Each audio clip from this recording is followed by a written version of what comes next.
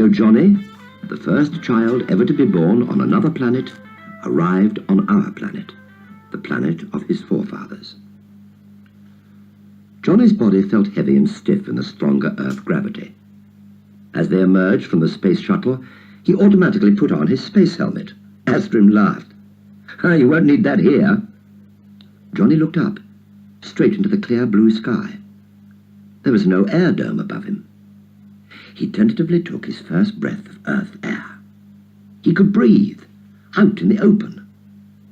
Johnny followed Astrim towards the reception area. Every step was a tremendous effort. He was glad of all the exercises he'd done in the gym. As they entered the reception building, a boy about Johnny's age came running towards them. "Dad, did you remember to bring me some utopium rocks?" "I brought you something even better," said Astrim. "Tim, meet Johnny, utopium's first man." Johnny stared at Tim, too shy to say anything. Tim grinned at him with obvious admiration. "Do you really live on utopium?" he asked. "Come on," said Astrim. "Let's get something to eat. I'm starving." Johnny realized that he was too. It was over 12 hours since he'd eaten. Soon they were seated at a table. Astrim ordered fruit juice. When the drinks arrived, Johnny was amazed to see that they were in open beakers. He hurriedly covered his beaker with his hand in case the juice should float out. Tim watched with interest. "Go on, drink it," he said. "It won't fly away." It didn't, and neither did the fresh earth food which followed. It was the best meal Johnny had ever tasted. While they were eating, Tim kept up a constant stream of questions about utopium. Johnny felt his shyness melt away as he answered. Quite ordinary things, like being able to sleep on the ceiling, amazed Tim. When they'd finished their meal, Astrim said, "Johnny's only got 2 days here. How about taking the hover car and showing him some of the countryside?" Johnny felt much stronger now that he'd eaten. Astrim watched him walk and said, "Good. I can see you getting your earth legs. Don't let Tim wear you out, though." By the time the boys reached the hover car, Johnny was glad to be able to sink down in the comfortable seat. Astrim's hover car was one of the latest models. It cruised at a speed of 200 miles per hour. They soon left the space base far behind. Tim slowed down. Leaving the multi-track hoverway, they headed out across open fields. The long summer grass swished aside as they floated over it. The lush greenness and fresh country smells filled Johnny with a sense of well-being. They reached a wooded hillside. They could hear the wind in the trees. The wood looked cool and inviting. "Please, can we stop for a moment?" Johnny asked. The boys climbed out of the hover car. The grass brushed against Johnny's legs. He started as a grasshopper jumped out in front of him. The 2 boys clambered up the hill. Johnny's heart pounded in his chest from the effort. He bruised his ankles on the rough tree trunks. But he didn't care. This was far more fun than pals' simulated outings. They reached a clearing. A stream came gushing down into a rock pool. Tim plunged his hands in and splashed his face. "Be careful, you're wasting it," said Johnny anxiously. "Wasting it? What do you mean?" asked Tim. Johnny knelt down and let the cool water flow over his hands. "On Utopium, water is one of the most valuable things we have. We need to save every drop." Dark clouds were gathering overhead. Thunder rumbled in the distance. Tim and Johnny hurried back through the wood. Johnny was surprised to find how much easier it was to travel downhill than up. As they reached the valley, the first drops of rain started to fall. "Water!" Johnny shouted. "Look, Tim, water falling from the sky." Tim laughed. "It's only rain." Johnny ran out into the open. He let the rain soak his hair, run down his face. He opened his mouth and drank it as it fell. By the time they reached the hover car, he was drenched to the skin. "Come on," said Tim. "I'll take you home for a hot bath." Back at Tim's house, Johnny was soon enjoying his first ever bath. On Utopium, washing had consisted of a quick rub down with chemical cleanser. The novelty of so much hot water and bubbly soap kept Johnny busy for over an hour. Tim's house seemed vast to Johnny. He couldn't get over the square rooms, the way the furniture stayed firmly on the floor, how it was possible to open the windows and let the air in. After Tim had shown him round, Astrim called them downstairs to his study. "Oh, I've managed to contact your parents, Johnny," he said. "I've explained what has happened. They're on the visiphone waiting to talk to you." Johnny was caught between happiness at seeing his parents again and worry about what they would say. In full colour on the visiphone, they looked as if they were in the room instead of hundreds of thousands of light years away. "Hello," said Johnny. "Please don't be angry with me." "Hello, Johnny," his father replied. "I'm not angry, but we've been very worried ever since Professor Sappho notified us that PAL had malfunctioned." "PAL didn't malfunction," Johnny cut in. "I reprogrammed him to open the doors. I had to find out what life was like on Earth. Now I know I never want to return to Utopium." "Johnny," his father said gently, "you've got to face facts. Earth can no longer support the human race. The natural resources are running out and the population is still growing. You are the first space child. If you fail to adapt, the human race may well be doomed." Deep down, Johnny knew that what his father said was true. "If only there was someone, another boy like Tim on Utopium," he said miserably. "Please," Tim broke in, "let me come to Utopium. I want to more than anything in the universe." Johnny's father looked at Astrim. "What do you say?" he asked. After a lot of discussion between the grown-ups, it was agreed that Tim should spend 6 months of each Earth year on the planet Utopium with Johnny, and that Johnny should spend the remaining 6 months of the year on the planet Earth. It took some time to get official clearance for Tim's move to Utopium. Most of it was spent taking Johnny to see all the famous sights on Earth.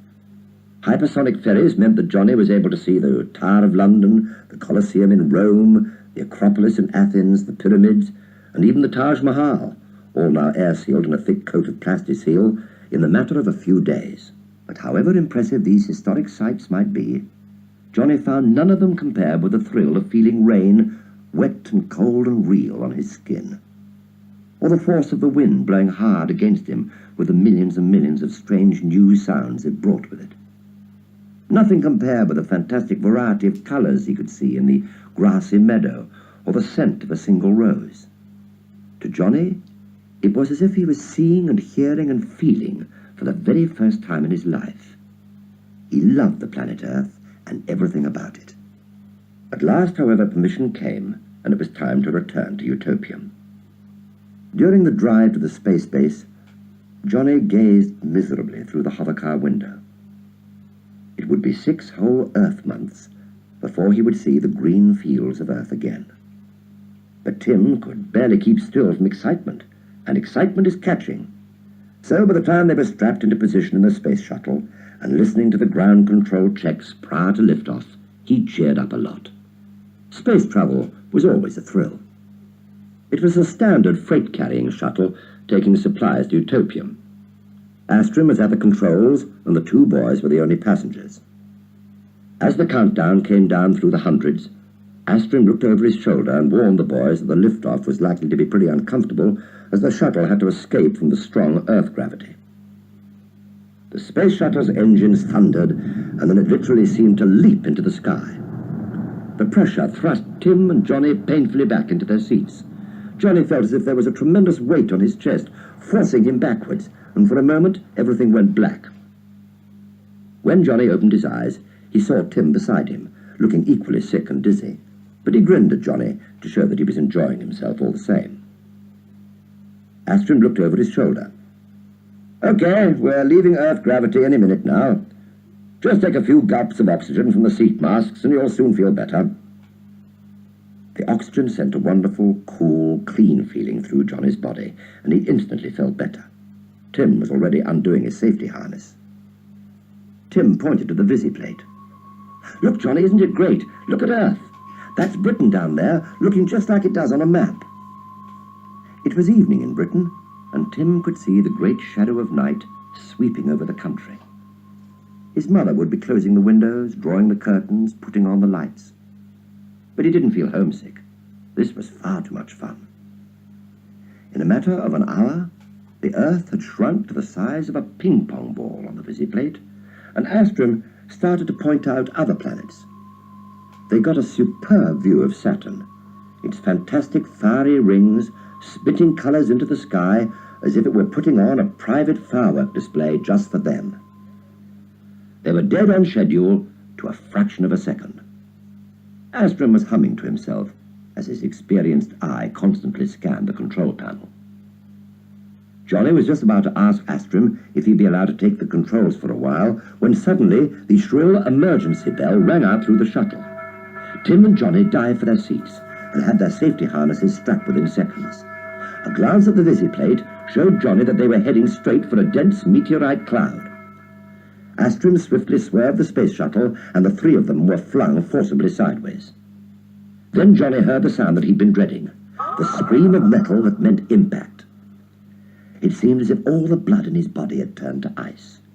If the shuttle's coating had been punctured, Johnny knew that they now had only seconds left to live. The shuttle would simply disintegrate. He waited with his eyes closed. A second passed. Nothing happened. Another second passed. It seemed like an hour. And then another. There was no change in the sound of the engines. The shuttle was moving steadily. Johnny opened his eyes and gazed at the visiplate. Their path was clear. Somehow they had survived. It was only then that Johnny realized that Tim was shouting, "Dad! Dad!" He was struggling to undo his safety harness, and Astrum was slumped in a strange position over the controls. Johnny undid his own harness in a flash and leapt to the panel, switching it on to automatic pilot.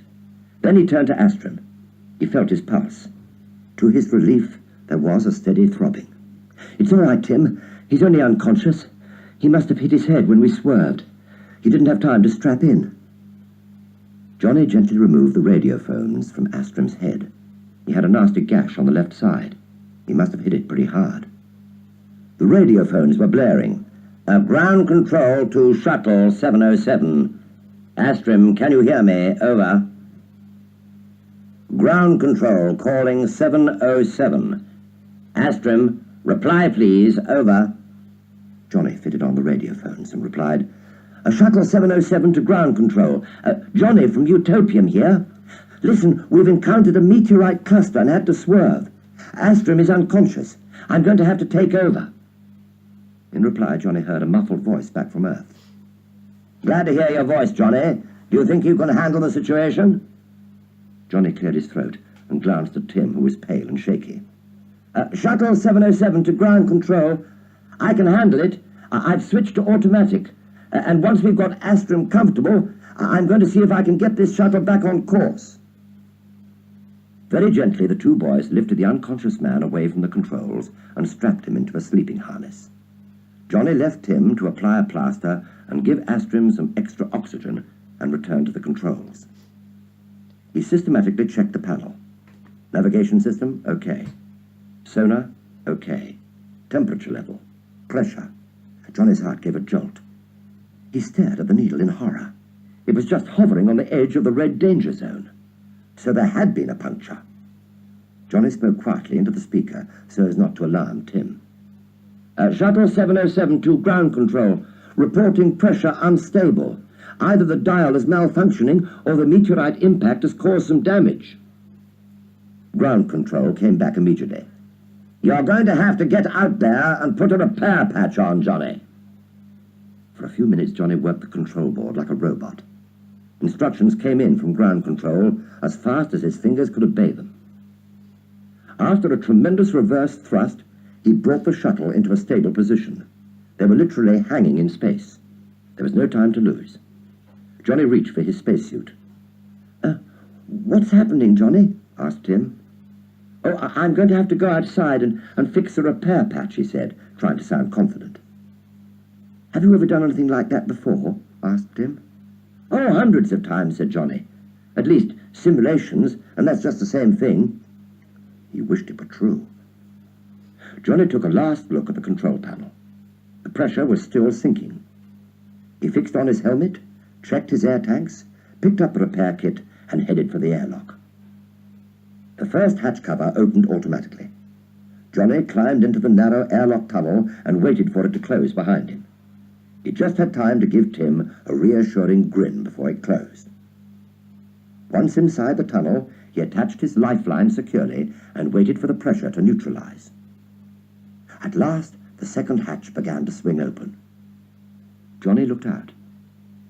Now there was nothing but the thin plate of his space helmet between him and the vastness of space itself.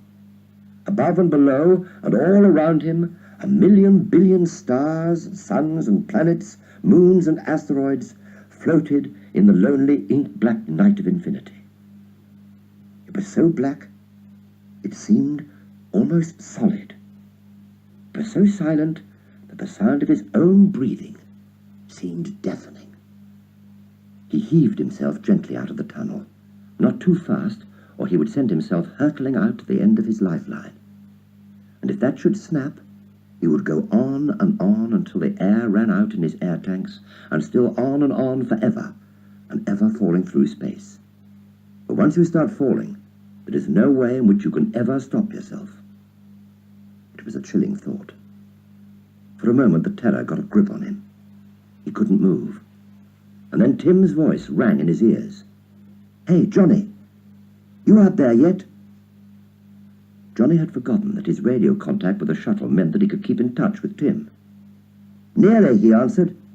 It certainly was reassuring to hear Tim's voice. He started to feel his way carefully along the side of the shuttle. He found the tiny impact dent in a matter of minutes. He slapped on a repair patch and waited for it to weld into place. Then he radioed back to Tim.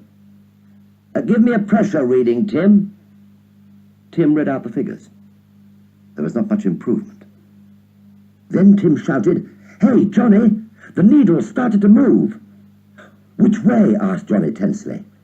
"Back from the red, into the white again." Johnny said softly, "We've done it. Tim, we've done it. We've done it," he shouted to the stars, into space, to anyone and everyone, everywhere. They couldn't hear him, but he didn't care. "We've done it." Johnny didn't remember much of how he got back into the shuttle, or even of the journey from there on to Utopium. Everything went very smoothly. Earth ground control guided them all the way to the space-time slipway, and once through it, they instantly made contact with Utopium ground control. Then Johnny recognized the director's voice. "Utopium ground control to shuttle 707. Astrim, where the hell have you been?" "Shuttle 707 to ground control," replied Johnny. "Sorry, sir, we had a spot of bother. Astrim's unconscious, but I don't think he's badly hurt. We had to handle the shuttle ourselves." "Well, I'll be," said the voice. This was followed by a mighty chuckle. Then Johnny's father's voice came over the radio. "Hey, Johnny, do you think you can manage the touchdown? We could send someone up to you, you know." "You just try. We wouldn't let him in, would we, Tim?" "We certainly wouldn't," said Tim.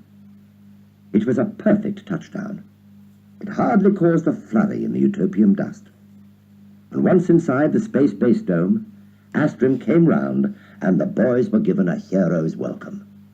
That night, back in his own room, swinging gently in his sleeping bag and listening to the steady sound of Tim's breathing from the bag beside him, Johnny came to the conclusion that maybe Utopium wasn't such a bad place to live in after all. "Pongo," he whispered, and the little Ongaroo came and snuggled into the bag beside him. Yes, he really only had one problem left. He looked at Pal's blank dials. Would Pal ever forgive him for the way he'd been tricked? Johnny tossed uncomfortably in his bag. All the good times that he had had with Pal came flooding back into his mind. The dinosaur battles, the time Pal had simulated that chat with Einstein, in which Johnny had explained the concept of faster-than-light flight. At last, he could bear it no longer. He slipped out of his bag and tiptoed across the ceiling to the computer. He pressed the switch. Pal's alert light came on to show that he was functioning. "So, you're back then," said Pal. "Yes," replied Johnny. "Have a good time?" asked Pal. Wonderful," said Johnny. Tell me, just as a matter of interest, how does Earth compare with my simulations? Well, it's kind of the same, said Johnny, trying to be tactful. It's just that it's all so much better when it's real. Pal was silent for a moment. Johnny took the opportunity to say, Look, Pal, you've got every right to hate me for what I did. I wouldn't blame you. Can you ever forgive me for tricking you? Hate you? Said Pal. How can I hate you? I'm only a computer. I have no feelings. I can simulate feelings in my voice, but I can't actually feel anything. You can't hurt my feelings because I haven't any. But you have, insisted Johnny. I know you have. Why, I bet you feel more than half the human beings I've met. Do you really think so? Asked Pal. I do, insisted Johnny. Pal's light flickered, and he said in a strange, hushed sort of voice, What's it like to feel happy, Johnny? Well, it's a kind of warm, peaceful feeling. A feeling that everything is right and you're just, well, happy. Johnny, said Pal. Do you know something? I think I just felt like that. I did. I know I did. Do you know that you made the first computer in all history feel happy? You know, Pal, out of all my adventures, I reckon that's the very best thing that has happened. I've got a kind of feeling, though, that this is only the beginning and not the end of an adventure. From now on, I'm really going to enjoy living on Utopian. Pal said nothing. There was nothing more to say. Man's great adventure of colonizing space had really begun.